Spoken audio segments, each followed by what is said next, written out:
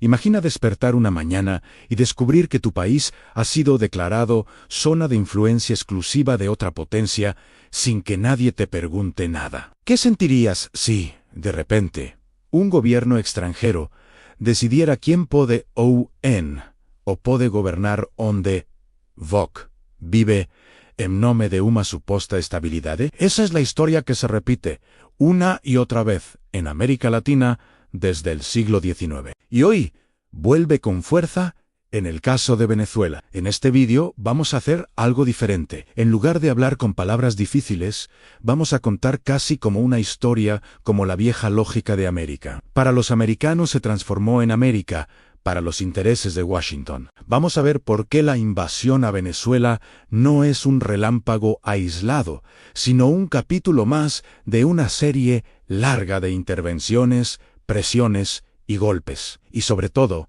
vamos a conectar esto con la vida real en petróleo, precios, migración, redes sociales e incluso tu factura de luz. Porque la pregunta central no es solo por qué Estados Unidos invade. La pregunta es, ¿qué mundo se está construyendo cuando un país se reserva el derecho de entrar militarmente en la casa de los demás, siempre que algo le moleste? Y, más incómodo todavía, ¿qué papel juega el resto del continente, Brasil, Argentina, México?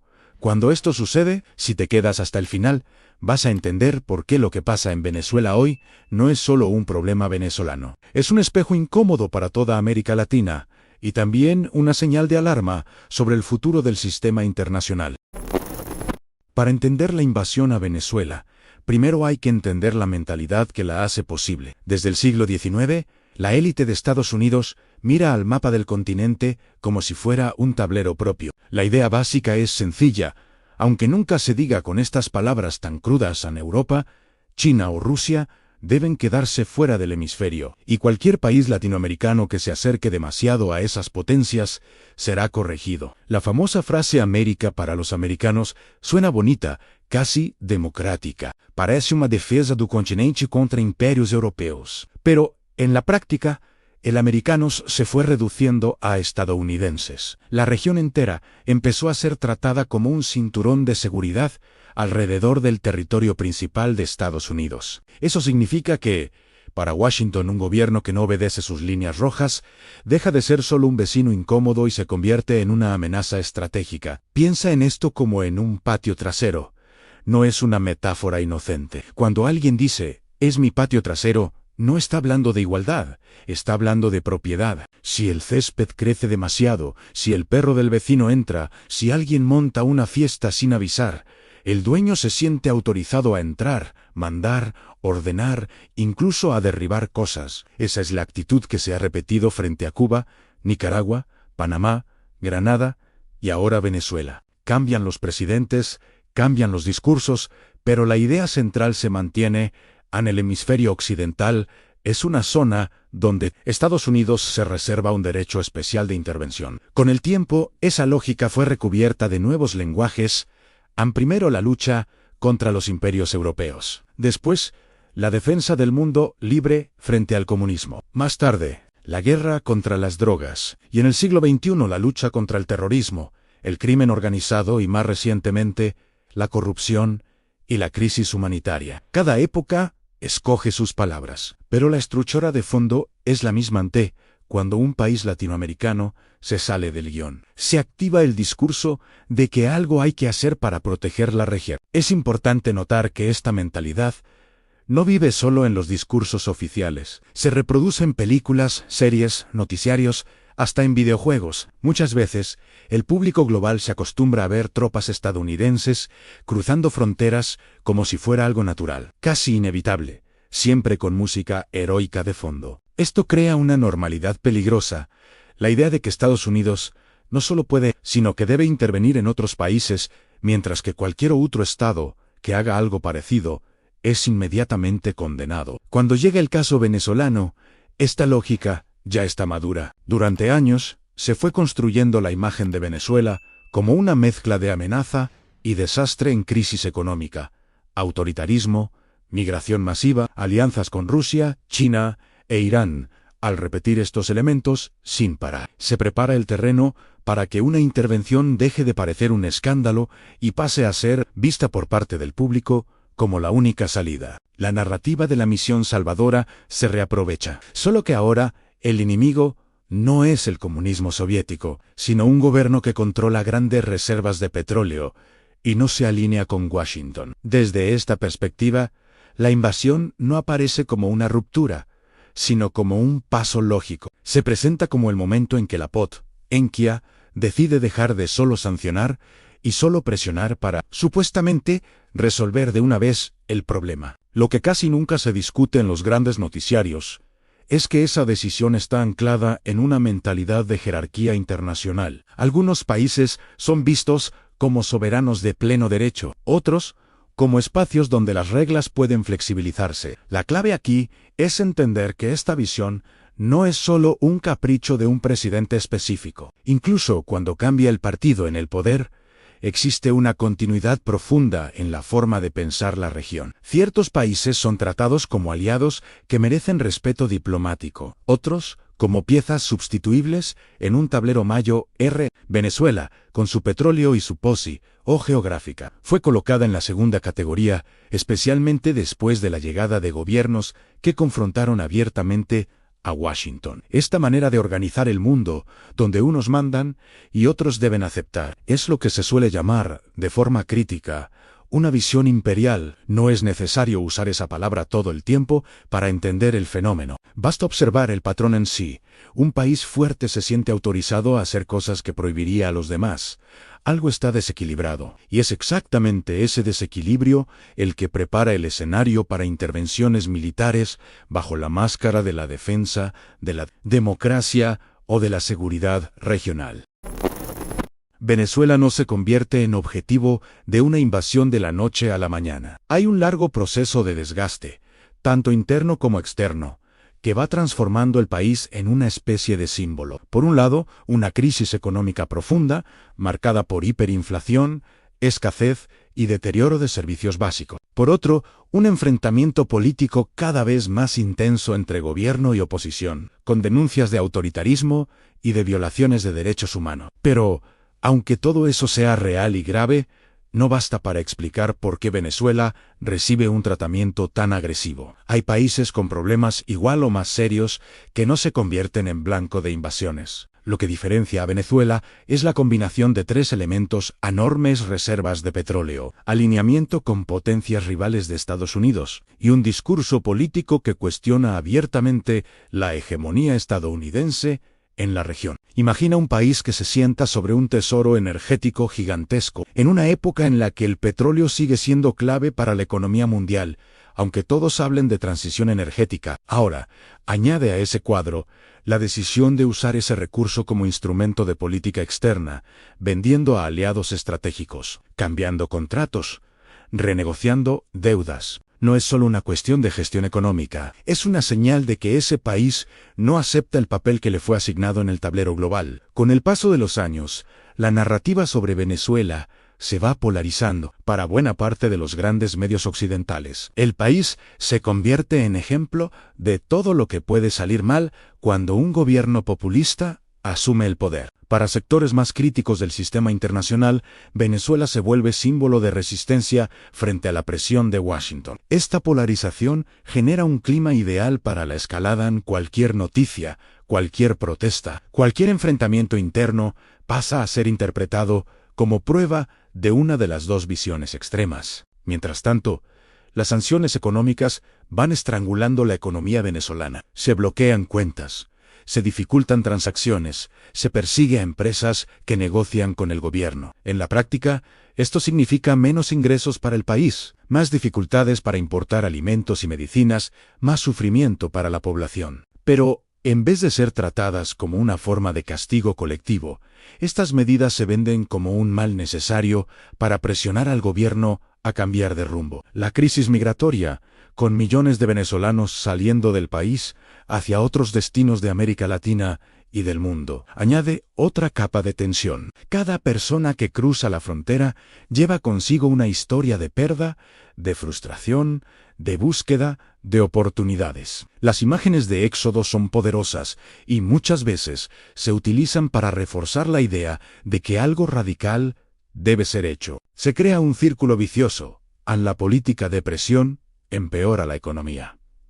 La economía en colapso alimenta la migración. La migración sirve como argumento para más presión y, finalmente, para justificar una intervención más dura. En este contexto, la presencia de actores como Rusia, China e Irán es presentada como una señal de infiltración en el patio trasero. Contratos de petróleo, acuerdos militares, venta de armas o sistemas de defensa se convierten en pruebas de que Venezuela ya no es solo un problema local, sino una pieza de un juego global. Se activa entonces el discurso de la seguridad nacional de Estados Unidos. No se trata solo de un gobierno incómodo, sino de una cabeza de playa de potencias rivales en el hemisferio occidental. Cuando se llega al punto de una operación militar abierta, todo este historial funciona como una escalera narrativa. No se anuncia la invasión como una guerra de conquista, sino como la culminación de un proceso de protección. Protección de los derechos humanos, de la democracia,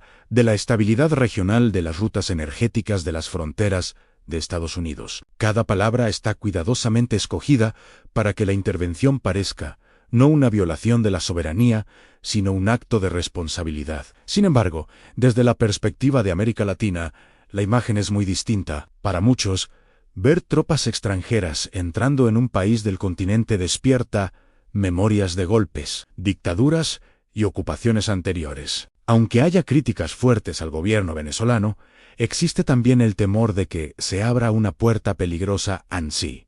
Hoy se invade Venezuela con ciertos argumentos. Mañana esos mismos argumentos pueden ser usados contra otro país que incomode a Washington, por razones económicas, políticas o ideológicas. Venezuela, entonces, deja de ser solo un caso nacional y se transforma en prueba de fuego para el futuro de la región. Será aceptado, con resignación, que una potencia externa decida cuando un gobierno latinoamericano debe caer, o habrá resistencia política, diplomática y social a esa lógica. La respuesta a estas preguntas no está dada. Se construye día a día, en los parlamentos, en las calles, en las redes sociales, y también en la forma en que las personas comunes entienden lo que está en juego. Detrás de los discursos morales y las grandes declaraciones, hay un elemento que no puede ser ignorado en el petróleo.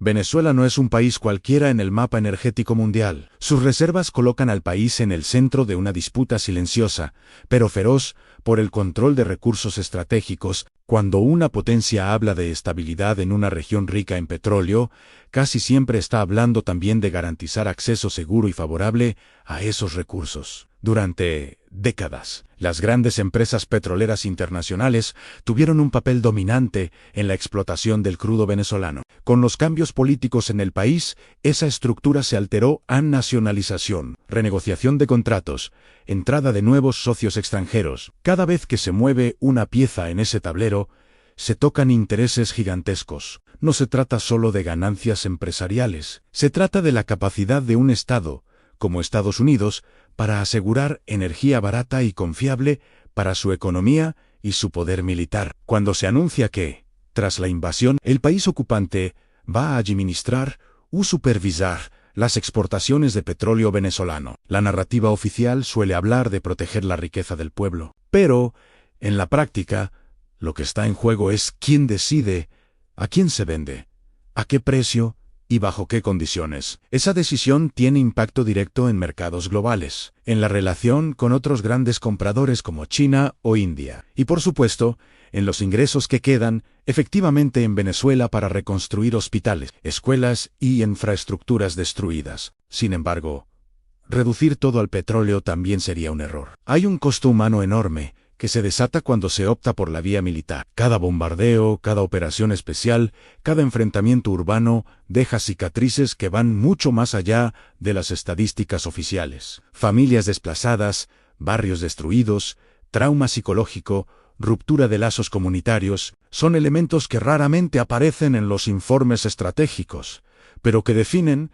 la vida cotidiana de quienes viven la guerra en la piel. Además, Una intervención de ese tipo tiende a reconfigurar el mapa político interno de forma duradera. Surgen nuevos grupos armados, algunos apoyados por el ocupante, otros surgidos en oposición. Se multiplican las economías ilegales, hay contrabando de combustible, armas, alimentos. Zonas enteras pueden quedar bajo control de milicias, grupos paramilitares o redes de crimen organizado que aprovechan el vacío de poder. Lo que se prometía como una operación rápida para restaurar la democracia corre el riesgo de convertirse en un conflicto prolongado y fragmentado. En el plano internacional, la invasión a Venezuela también envía un mensaje al resto del mundo. Estados Unidos está dispuesto a usar la fuerza militar directa para defender lo que considera sus intereses vitales en el hemisferio. Algunos gobiernos pueden interpretar esto como señal de fuerza y alinearse aún más, buscando protección o beneficios económicos. Otros, por el contrario, pueden acelerar sus propios proyectos de autonomía, reforzando lazos con potencias rivales, desarrollando tecnologías propias de defensa o buscando asegurar suministros de energía y alimentos por fuera de la órbita estadounidense. Todo esto ocurre mientras la opinión pública global se polariza. En un mundo hiperconectado, la guerra se transmite en tiempo real en videos de drones, testimonios en directo, campañas de desinformación, hashtags que intentan imponer relatos. Cada lado busca controlar no solo el territorio, sino también el significado de lo que está pasando. ¿Es una liberación o una ocupación? ¿Es protección de civiles o saqueo de recursos? La respuesta depende mucho de quién cuenta la historia y desde dónde la cuenta. El gran desafío, para quien observa desde fuera, es no caer en la tentación de escoger un villano único y un héroe absoluto. La realidad es más complicada. Un gobierno puede tener prácticas autoritarias y al mismo tiempo ser víctima de una lógica imperial. Un país puede tener graves problemas internos y aún así tener derecho a decidir su destino sin la bota de un ejército extranjero en su territorio. Entender esta complejidad es fundamental para no repetir clichés que solo justifican más violencia y más intervenciones. Hasta ahora hemos hablado mucho de Estados Unidos y de Venezuela, pero hay otra pieza clave en esta historia: el resto de América Latina. Cada país de la región se ve obligado a posicionarse frente a la invasión, y ese posicionamiento revela mucho sobre sus propios miedos, intereses y proyectos de futuro. Algunos gobiernos optan por una postura de alineamiento casi automático con Washington. Argumentan que la intervención es necesaria para restaurar la democracia o para parar una crisis humanitaria que podría desbordar fronteras. Muchos de estos países tienen fuertes lazos económicos, militares o financieros con Estados Unidos y temen represalias si se oponen frontalmente a la operación. También hay sectores de sus propias sociedades que ven con simpatía la caída de un gobierno al que consideran autoritario y responsable de la crisis venezolana. Otros gobiernos, en cambio, condenan la invasión como violación directa de la soberanía y del derecho internacional. Recuerdan las experiencias traumáticas de dictaduras y golpes, apoyados desde el exterior, y alertan sobre el precedente que se abre. Incluso criticando al gobierno venezolano, defienden que cualquier cambio debe ser fruto de procesos internos, de negociación política, de presión diplomática, y no de bombardeos y ocupación. Entre estos dos grupos, hay una franja intermedia de países que intentan una especie de equilibrio. No apoyan abiertamente la invasión, pero tampoco la condenan con firmeza. Hablan de preocupación, llaman al diálogo, se ofrecen como mediadores. Muchas veces esta ambigüedad refleja divisiones internas, gobiernos que dependen de apoyo de sectores conservadores y progresistas al mismo tiempo, o que tienen economías muy integradas con Estados Unidos, pero sociedades que recuerdan bien el peso de las intervenciones extranjeras. En el plano regional, organismos como la Organización de Estados Americanos y otros espacios de integración se convierten en arenas de disputa. La cuestión venezolana domina agendas, votaciones, declaraciones, se presiona para reconocer o no reconocer nuevos gobiernos, para aceptar o rechazar misiones de observación, para aplicar o levantar sanciones. Cada postura va reconfigurando los bloques políticos en el continente, aproximando unos países y alejando otros. Mientras los gobiernos discuten,